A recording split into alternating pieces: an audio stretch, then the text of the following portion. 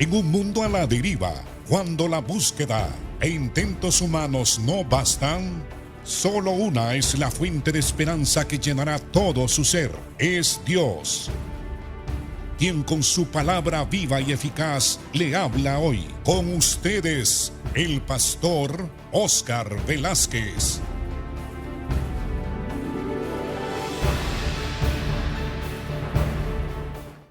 Bienvenido, hermano, al programa Viva y Eficaz. Capítulo 7 es el capítulo que estamos estudiando del Evangelio según San Juan, con el tema de la incredulidad de los judíos frente a las palabras y al ministerio y a la persona de Jesús.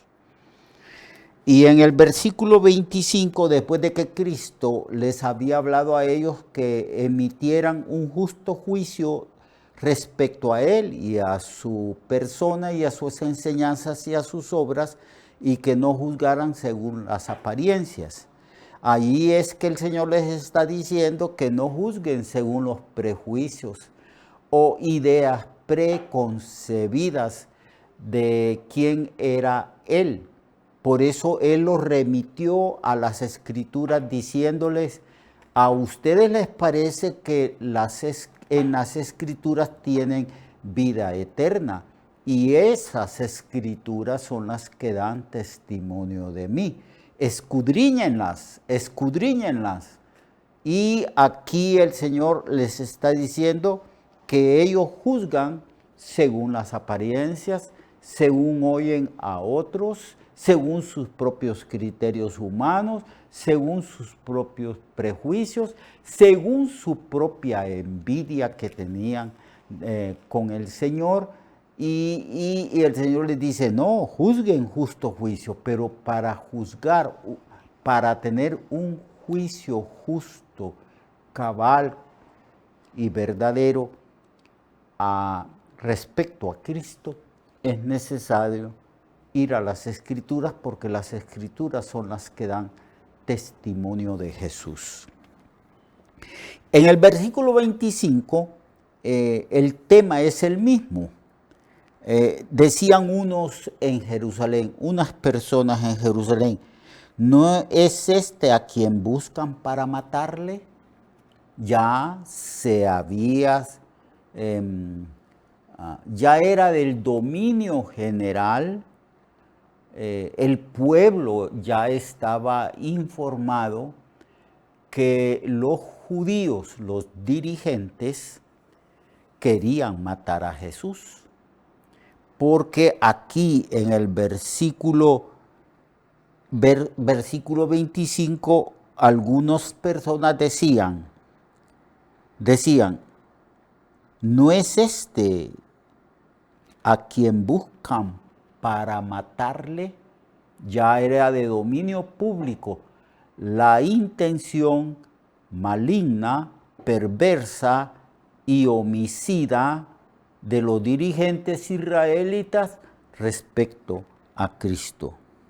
Pues mirad, decían ellos, habla públicamente y no le dicen nada, porque el Señor enseñaba en el templo, el pueblo venía a Él, la gente se maravillaba de la sabiduría que Él tenía y con qué gracia enseñaba. Y si había alguien allí que necesitaba de sanidad, el Señor lo sanaba. Y estaba públicamente hablando. Y decía: mirad, habla públicamente, y no le dicen nada. Entonces llegaron a esta conclusión: ¿habrán reconocido en verdad los gobernantes que este es el Cristo, el ungido, el profeta de Dios, el Mesías de Dios? ¿Habrán creído en él? ¿Habrán reconocido? Porque dice, habla públicamente, habrán reconocido en verdad. El pueblo sabía que no lo querían aceptar como el Mesías. aunque el pueblo sí lo había aceptado, pero los dirigentes no, por sus prejuicios. Y entonces se planteaban estas preguntas. Entonces había una controversia. En realidad el pueblo estaba dividido entre los que creían que Jesús era bueno y los que creían que Jesús era malo. Creían que era malo porque los dirigentes judíos habían hablado mal del Señor tratando de desacreditar su persona y su ministerio. Y decían, es un engañador, es un falso profeta, es un falso maestro. Eso es lo que decían los dirigentes.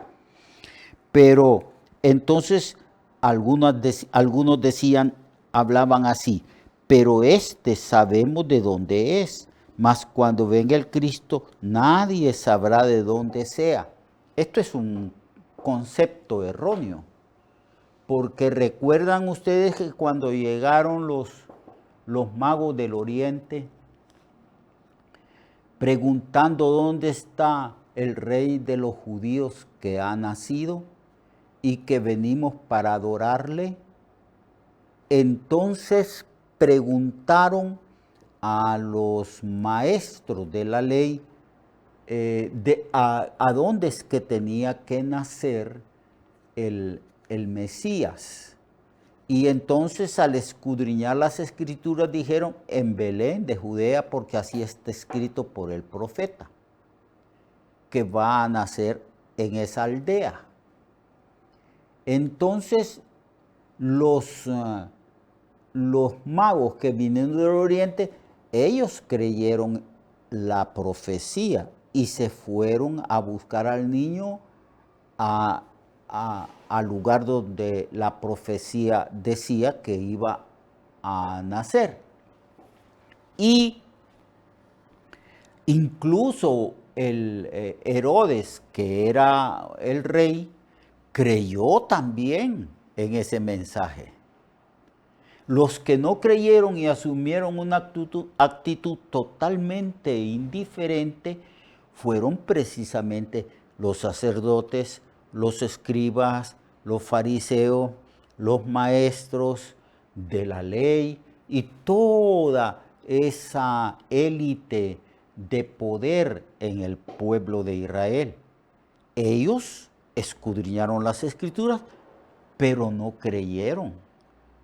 Quienes fueron precisamente allí fueron los extranjeros, los que venían, los magos que venían del oriente.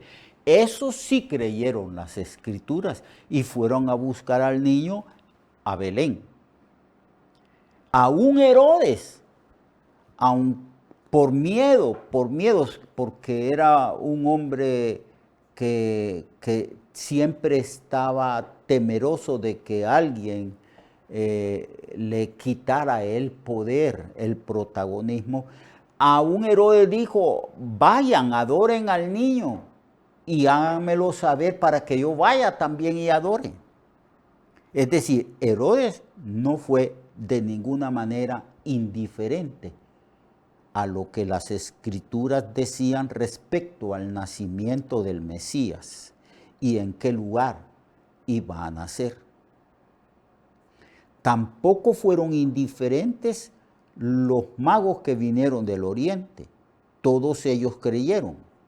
Los que sí fueron indiferentes, los que sí cerraron su corazón a la profecía del profeta, fueron precisamente los que deberían de estar más interesados, que eran los dirigentes judíos, tanto los políticos, los dirigentes civiles, como también los religiosos.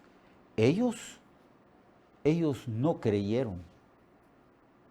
Y aquí encontramos que hay personas que decían, mas cuando ven el Cristo nadie sabrá de dónde sea. Sí, ya estaba escrito.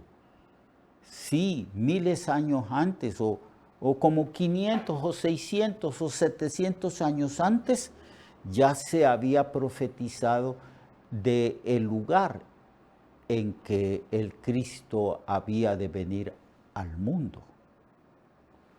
Lo que pasa es que había mucha ignorancia en el tiempo en que Cristo vino respecto al Mesías. Claro, Cristo fue llevado por sus padres a Nazaret. Ya estaba profetizado que se le iba a llamar Jesús de Nazareno.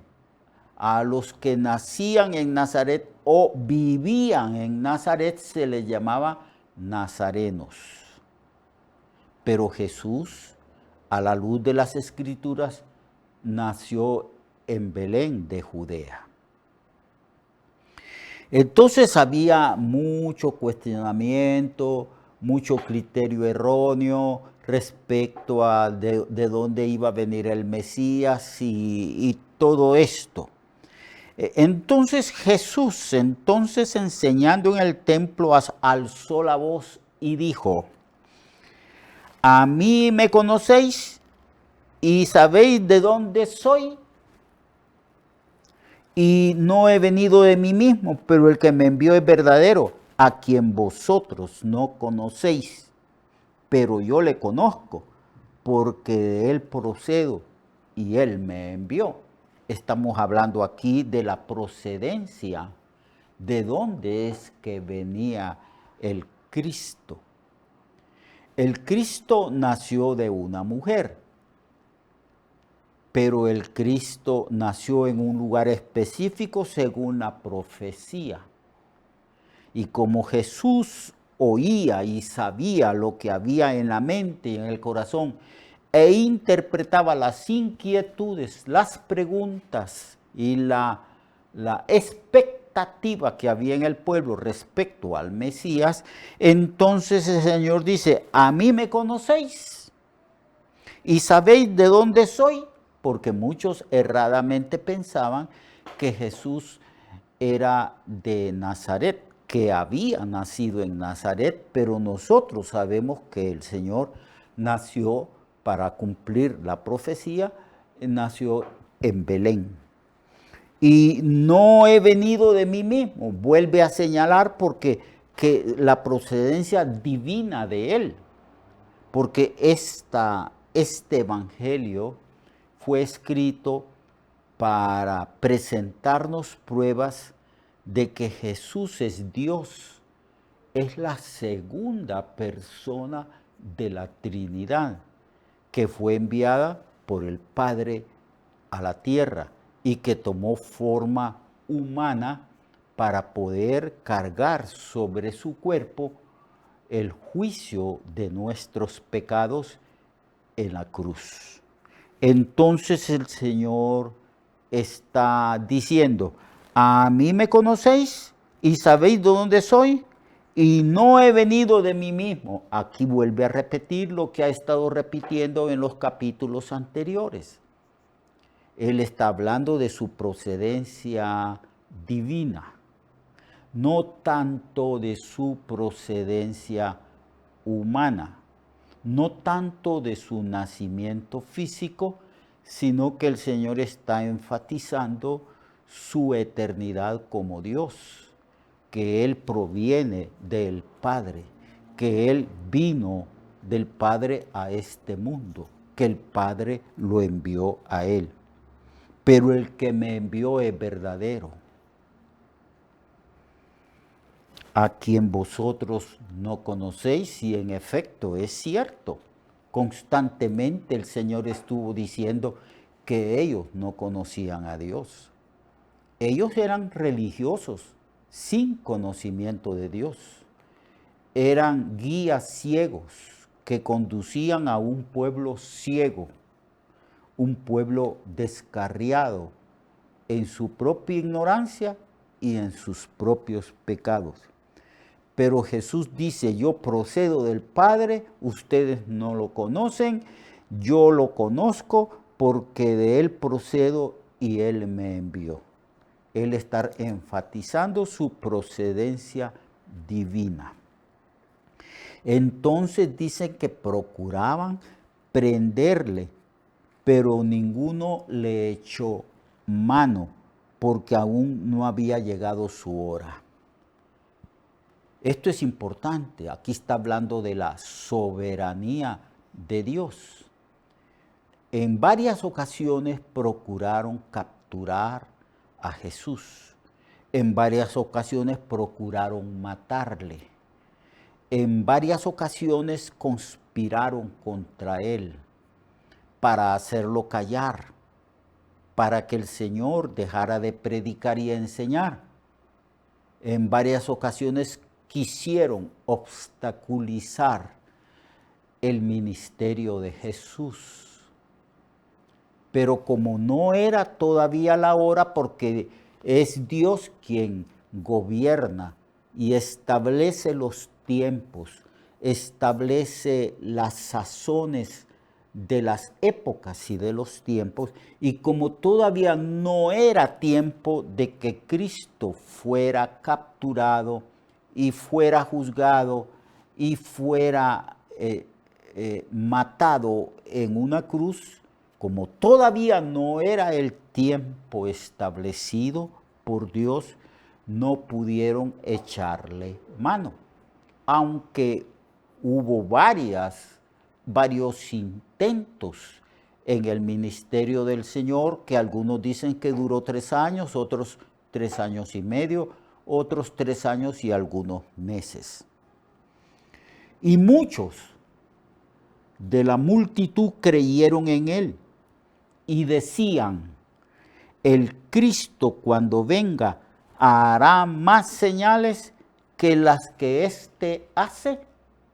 Creyeron en él, quizás con poca convicción, y decían: cuando venga el Cristo hará los milagros que éste hizo o mejores, porque los milagros que Cristo hizo, sus sanidades, las resurrecciones, eso demostraba la deidad de Cristo, la procedencia de Cristo, que venía del Padre, que el Padre lo había enviado, y eso también era parte de las credenciales de que Él era el Mesías, el profeta de Dios que los israelitas habían esperado desde hacía muchísimos años.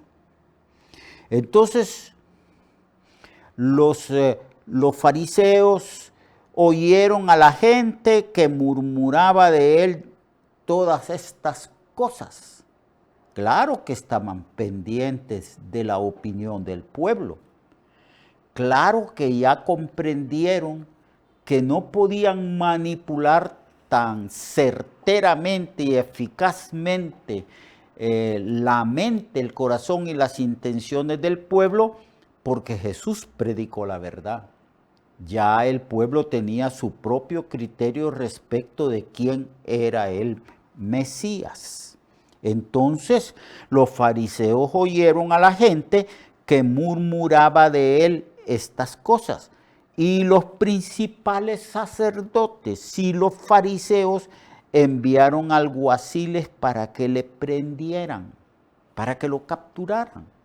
Les enviaron policías. Pero ya se enfatiza antes de que Dios es soberano. Y Dios guardó y protegió a Jesús de los intentos homicidas, de los intentos de encarcelar a Cristo, sino hasta el tiempo que Dios había establecido. La enseñanza que tenemos aquí, hermano y hermana, es que Dios es soberano, Dios tiene sus tiempos para con nosotros, para con nuestra propia vida, y que debemos de confiar en Él, no tener temor del presente ni del futuro, porque el Señor gobierna sobre todas las criaturas y especialmente sobre sus hijos, su pueblo que ha creído en Cristo. Entonces, el Señor nunca se apresuró, siempre estuvo seguro de que cuando llegara el momento, Él tenía que entregar su vida por nosotros en la cruz para expiar nuestros pecados.